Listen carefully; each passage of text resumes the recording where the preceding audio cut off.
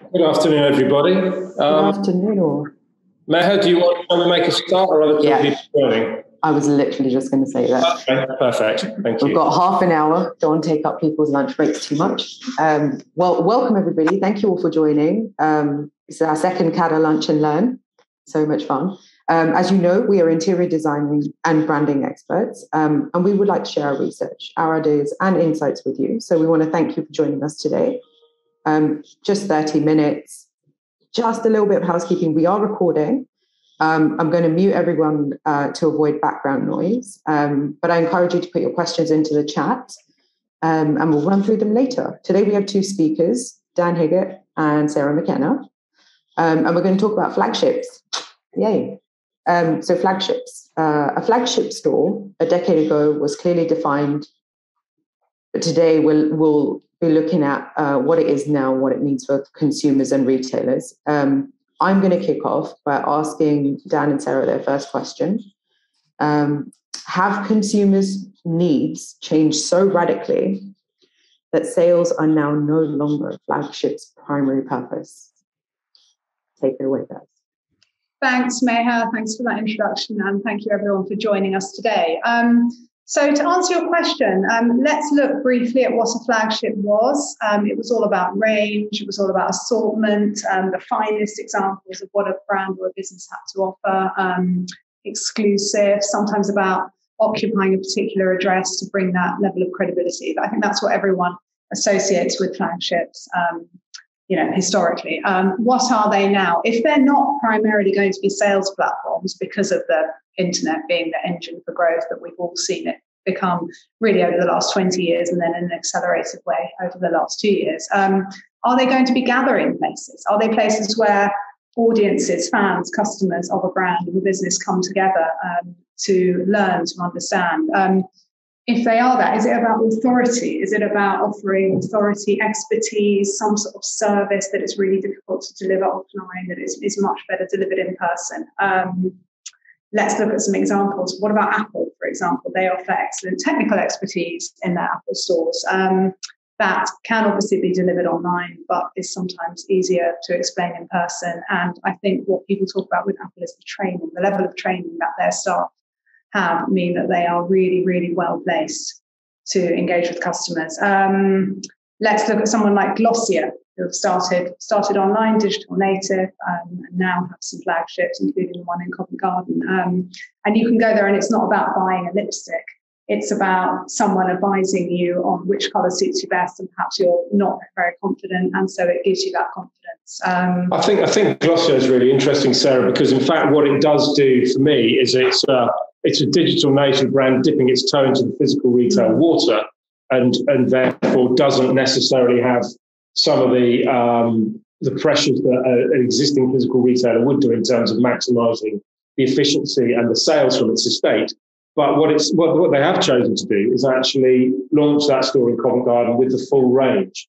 So they're not trying to, as a lot of other brands might do, think of a flagship in a way that actually is an edit and which is much more about experience. They're also doing what it traditionally would have been, as you said right at the beginning, where the flagship was the cathedral, the place where the largest possible range that you could physically experience was there. So you would, 20 or 30 years ago, you would be going to a capital city if you wanted a really particular or key city, if you wanted a particular experience. I was manager of the Virgin Megastore in the late 1990s on Oxford Street. And that was where you went to visit the largest record store in the world. That was where you went to find the most extensive range of CDs. That position has been completely usurped by the endless aisles of the internet. There is no need to carry a million SKUs because that's the only way your customers will get to those SKUs. There's a much more efficient way of that shopping mission being delivered by the internet. But I think that what Glossier are doing is wanting to show the whole of what they are. And then, as you were saying, add that layer of expertise over the top of that range so that you can be guided through the whole range. As a customer, you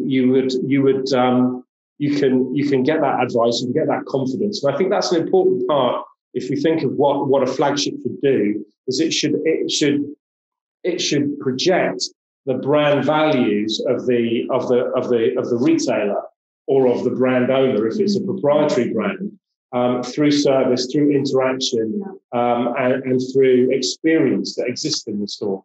Yeah, and Glossier, of course, their products are all quite small. True, so it's a lot easier. It's a lot easier to carry the full inventory. Interesting what you say about the shop really projecting the brand's values. I think that's what we're all reading about the new Gymshark flagship that's due to open in the old J. Crew site on Regent Street. They're emphatically talking about it not being about sales, and it not being top of mind at all in terms of what the store is going to be delivering, but about something that resonates with who they are as a brand, that resonates with who they are as a community, that helps them to push that idea that fitness is for everyone. It's not a question of looking a particular way, and it being that environment for them to really get that message across to new and existing customers. Absolutely. And I think, again, that in some ways, legacy retailers will be feeling slightly envious of people like Gymshark and Glossier, who can come into the property market, if you like, who can experiment and who don't have to drive sales. Gymshark, in the traditional way, they can measure the success of the store in a different way. Gymshark has gone from nothing to a billion UK pounds turnover business in around 7 years, all of it online and all of it direct consumer. So they've got an incredibly healthy business model already. So the store is really just about delivering experience, delivering new connections to customers, and getting the brand closer. The other thing, of course, is that they will know very well who their customers are because they have that complete control of the digital channel. So they've already got a lot more information, and this is another place to allow them to connect with their customers. Yeah. So you touched on something interesting, Dan. Do you think it's easier for proprietary brands to launch flagships in this way that's very true to their values? Do you think it's easier for them to do it than for non-proprietary brands? Yeah, much. Absolutely. I think that's a really good point. If you are Apple, or if you are Nike, or if you are IKEA even, whatever, if you're owning that experience and you're owning your brand channels and communication, then it's a lot easier to create a flagship and also to play with it. We were talking last week about when Nike Town opened in the 90s in London, at Oxford Circus, how innovative it was that it merchandised its products by what we would now call shop permission, but what we then thought of as sports. Yes. So rather than all the shoes being in one place, all of the football was together, all of the tennis was together. So you would shop by sport, not by product, and that seemed hugely innovative at the time, because I can't remember another store that was doing that. And now, of course, we all look and think about shop permissions, constantly. But yes, it's much easier if you are Nike to have an amazing, coherent flagship experience than it is if you're an aggregator. If you're JD Sports, no matter how good your retailing is, no matter how well you understand your customer, you're dealing with a lot of different products from different manufacturers and brands, and you've got to try and make sense of that and tell your own story around those brands rather than owning the brand's internal story. So it's much more challenging to be John Lewis or to be even Selfridges or Harrods than it is to be Apple in this current marketplace when we're talking about how you create a richness of connection with customers. One thing you mentioned about Nike Town, that they're now called Nike House of Innovation. That's the new way that they're approaching it. And yeah, I agree with you about it being easier for the Apples than for the John Lewis's, for example. But what's really interesting about the new Nike Town is it's all about innovation. It's about experimentation, about using this space as something of a retail lab to see what's going to work, what's going to connect with customers. I know Adidas are doing the same thing in their flagship in Berlin and elsewhere. They've got this app called Bring It To Me. So if you want the shoe, you don't have to stand at the shoe wall waiting for the attention of a member of staff and then you say your size. You scan it with your phone, so the technology that we all have at our fingertips, and then you continue to shop the store, and the geotagging means that the staff member can find you with your shoe. So it's a benefit to you, you're not having to wait. It's a benefit to the store because obviously you're more likely to see something else that you like and therefore increase your spend. And it's obviously just a better experience. And that's clever retailing, I think. as clever, innovative retailing, making use of the tech you have, rather than being something that's necessarily only available to non-proprietary brands. But I also think the point that you make that's really interesting is that actually maybe that part of the role of the flagship is not just to be a temple or the pinnacle of the brand, but actually to be a place where the brand can test things out prior to then understanding if there's a need and a benefit to rolling it out more widely. And is it cost effective? If that technology solves a problem, if that technology improves the customer journey, then that can be potentially rolled out across the estate. The other way of thinking about flagships is to move away from them being individual monolithic destinations, but being almost kind of best practice experiences that you may have 10 of in a country or 20 of in a country. And actually they don't all, because we're moving away and disconnecting it from being the full range and full product, although there is a strong case for that still being part of the mix, is that you then create hubs of innovation that don't try and answer all questions, but can answer certain local questions. Again, to go back to Nike in 2018, they opened a store in Melrose Place in LA, and that was designed to meet the needs of the local populace and the people who shopped there, not the whole of LA. And so the product was hyper-local in terms of there were some exclusives that you could only get there, but also it was about understanding who their audience was, understanding what sort of sports they participated in, what their needs were, and how to meet those. So I think, there's a lot of experimentation happening. And I think it doesn't need to necessarily be about scale or size, but about attitude. And in fact, it can, this freedom, if we can move, as functional purchases move more and more into the digital arena, then we free up brands to think about, well, where do we want our flagship experience to be? We were talking to an apparel brand, or we've been working with an apparel brand over the last year, who's got a strong outdoor focus. And we were talking about the idea that maybe these were pop-ups rather than flagships, but that maybe the right place for these places to really create brand experiences would be in Oregon or in Newquay or Snowdonia, or, that actually get the brand very close to where the community is, and also where the activities that are around the brand take place. So I think there's a lot of freedom. There are a lot of challenges around this subject, but there is potentially a lot of freedom about how you can react to those challenges. No, absolutely. I think it's interesting what you said about location, because I know that's going back to the Adidas example. I know the Berlin flagship, wherever it is in Berlin, I don't know the city well enough, but from what I've read, it's in an area with a lot of families. So they've purposefully created a store that is designed to meet the needs of families, and it's a space where families would want to come. So it's like you say, not trying to be everything to everyone, but looking at their location, recognizing that people perhaps are less likely to travel more, less likely to travel longer distances as a result of the last 2 years, taking a punt on that effectively, because the world is always changing, but deciding this is where we're going to hang our hat. Yeah, absolutely. Understanding your customer, understanding your catchment, your local market.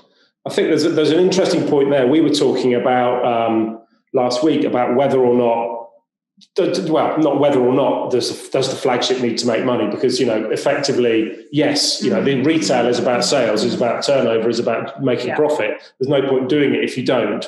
But it's how do you measure that? And I know that there are certain brands are kind of trying to grapple with this idea of apportioning a certain amount of localized online sales to the P&L of key stores. So it may be that you decide that there's a 20-mile radius within which you can suggest that actually some of those purchase decisions that occur online would have happened as a result of using the store as a showroom. To try to get advice. The sale may be completed at home, but in fact, there's a value in the physical presence being there. So I think it's really, flagships can sell nothing. Gymshark may not sell anything. They may just want to offer experience, but they're in the luxurious position of being able to afford to do that because they have such a strong sales demand from their online channels. Other brands are going to have to balance much more carefully the use of experience with the delivery of sales and delivery of profit.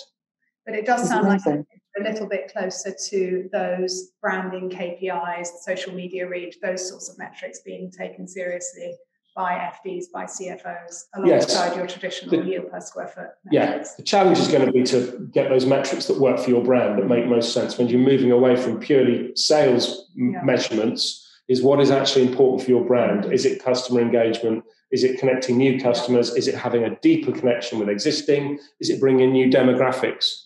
That's a lot more complicated to work out and a lot more complicated to measure. Oh, this is amazing. Thank you, guys. I'm going to, I think we'll go straight to the crowd with the questions.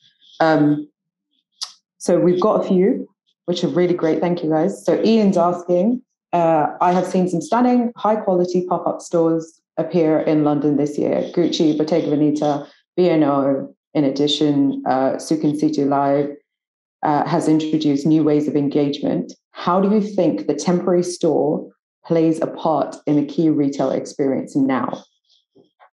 Well, I think to build on a bit of what we were talking about with the experimentation, with flagship stores maybe being a bit of a laboratory, what pop-ups and temporary stores allow is a very similar thing to occur. It allows you to test the market.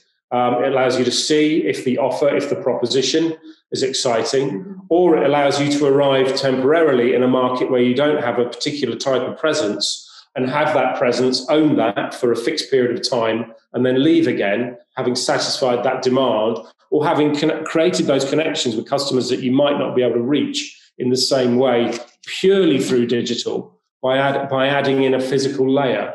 And I think that's one of the things that, particularly Ian, as you say, with Gucci in Shoreditch, has done very well. You know, they've created a destination where at the weekend you see queuing outside, there are slots that you have to book to get in, and they've created something that is richer than you would find, and very different also than what you would find if you went to their Bond Street store or to a concession in Selfridges.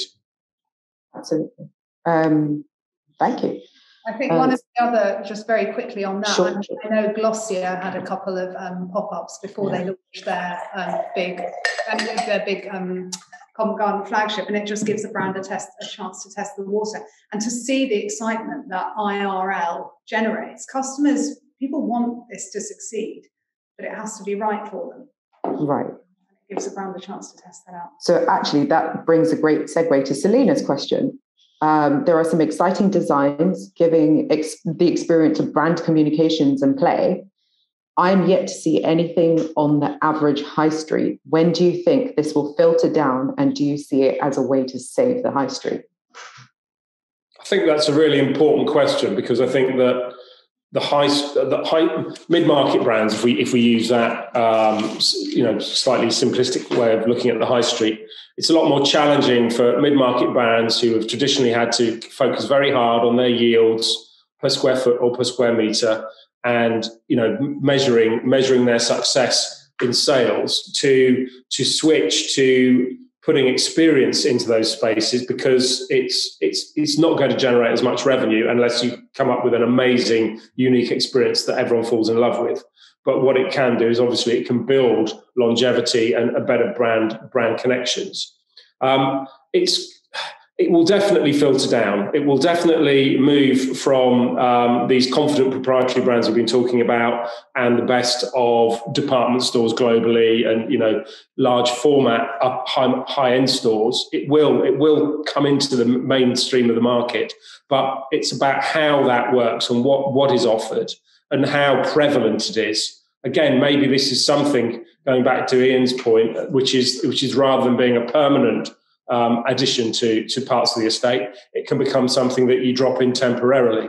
I think that it won't save the high street, but it will slow decline, and it may buy some time for retailers to understand how better to calibrate their estates and their offers, and how to really deepen their connection with customers and actually put up resistance against those digital natives, which could come and steal more sales without having the complexity and the costs of a large estate. And it might also be perhaps less about exciting design and play and more about service and function. So is the high street arguably a better place to be able to fulfill a useful, to get something sorted out for you, to get something fixed or mended? And could that count as a useful experience, not an immersive transporting one? that would necessarily be a destination. But could you get something fixed? Could your could someone look after your child? There's a place down in East Dulwich called that Mark told us about called Peace and Riot, and it's a cafe where parents can work while children are looked after. That serves a very, very obvious need for local communities, and that's on the high street. So these looking at adjacencies, looking at extensions. If your brand already has trust in a certain sector, where could it expand out? Mm-hmm. That is wonderful. Okay. We have another question from Roland. How do you think the coexistence of retail space and production space in stores will develop? For example, supermarkets and vertical farms, aquaponic, or fashion and production of customized products like configurable Nike shoes? I think this is a really, really exciting point. And I think this is one of the things that will potentially have a major change in how retailers can think about space and think about their supply chain and think about how interesting the things that we've hidden away for years might actually be to customers. There's a great example, Anya Hindmarch on Pont Street. Again, this is high end, but as always, we often see things trickling down. Anya Hindmarch in Pont Street in London has created the Anya Village, basically 6 different retail units, all adjacent to each other, have been taken over on different leases, some of them short-term, some of them long-term. But one of the things that they're doing there is they're changing the offers regularly, but the core thing is the bespoke offer and the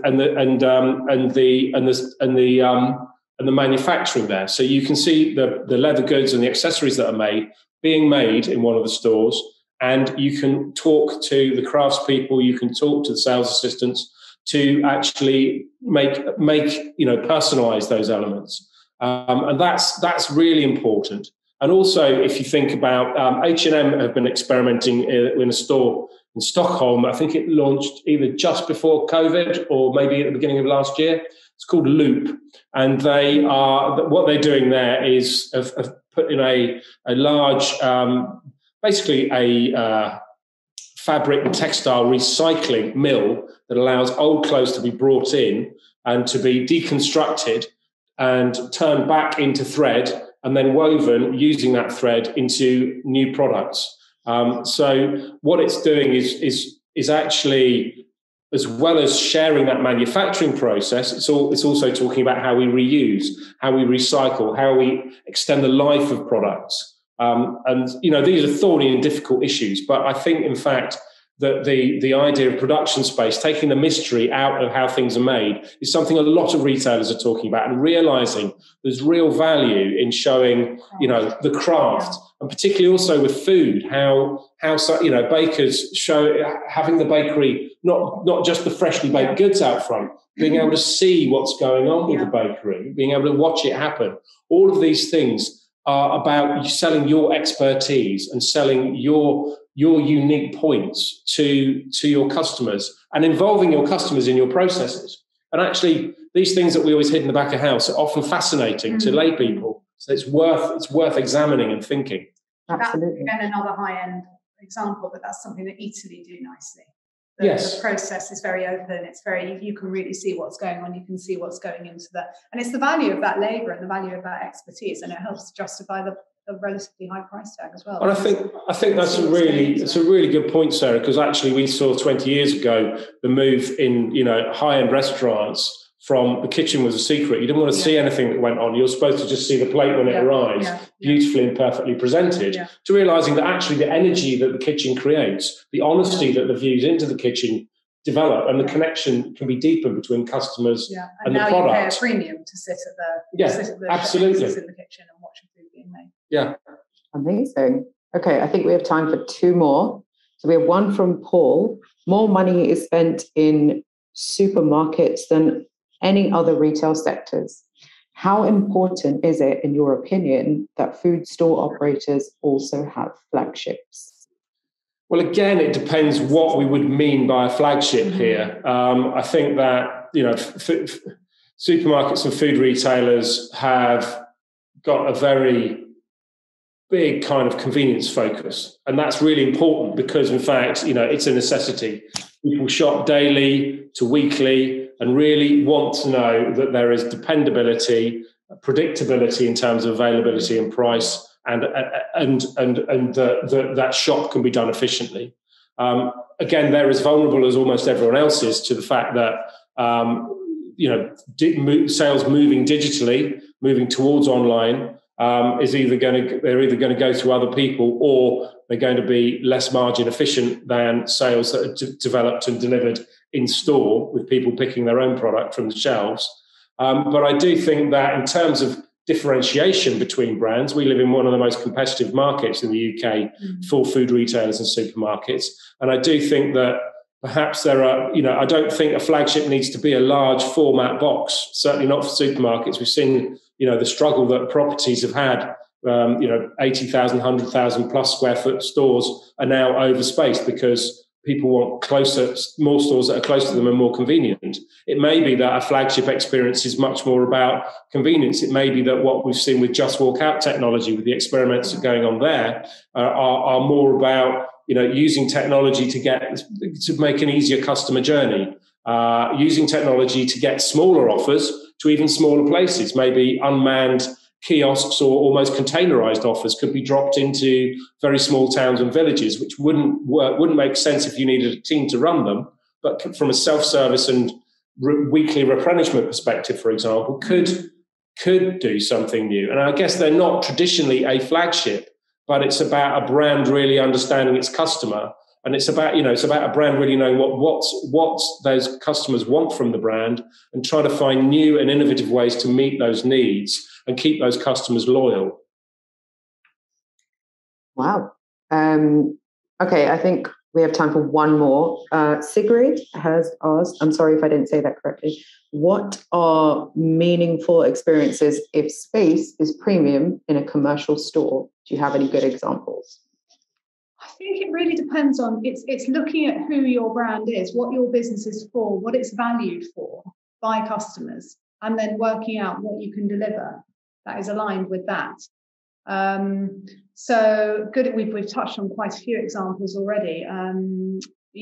Sports stores running yoga classes in them, or acting as a hub for a running club. That's a Nike Town classic, isn't it? What sort of profitable adjacencies you can add in. Look at how one thing John Lewis has done is to take half of its store on Oxford Street, and the planning is to turn it into apartments. So what the expertise in furnishings and in the home sector allows them to do that with credibility. Dan, any other? Well, I think if we're talking about the idea of when space is tight, is to go back to when you were talking about Glossier at the beginning and service. If service is, we all know that service is key in retail.